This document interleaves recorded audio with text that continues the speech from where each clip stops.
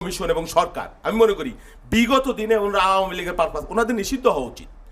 যদি জাতীয় পার্টি নিষিদ্ধ হয়, আওয়ামী লীগ নিষিদ্ধ হয়, অবশ্যই ইসলামী আন্দোলন নিষিদ্ধ হইতে হবে বাংলাদেশে। কি কারণে হইতে হবে আমি বলি।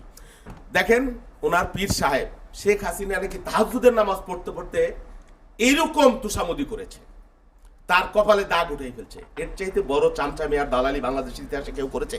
কোনরা এনসিপি তারা রক্ত দিয়েছে। ওনারা কি রক্ত দিয়েছে আন্দোলনে? কয়জন রক্ত দিয়েছে?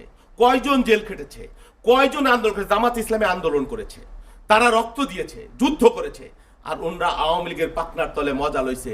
কি শেখ সাহেবরা আনছে যে কি 1200 থেকে মাছের ভিড়ে তৈরি বাংলাদেশে। এই কথা সহ্য করার মতো না। 14 গোষ্ঠী আছে, এই কথা সহ্য করার মতো না। এই কথা সহ্য করার মতো না। এই কথা বলে ইউটিউব দেখছে তাই বলবে এটা হয়। 14 গোষ্ঠীর নাম প্রশংসা আওয়ামী লীগের পাতা আছে, আওয়ামী লীগ আন্দোলনে টাকা দিচ্ছে। উদ্দেশ্য একটা, আজকে কোরআন শরীফ মাথায় টাকা না। উদ্দেশ্য একটা, আমি দেই এখন দেখাই আপনাকে, এখন দেখাই 1 সেকেন্ড লাগে।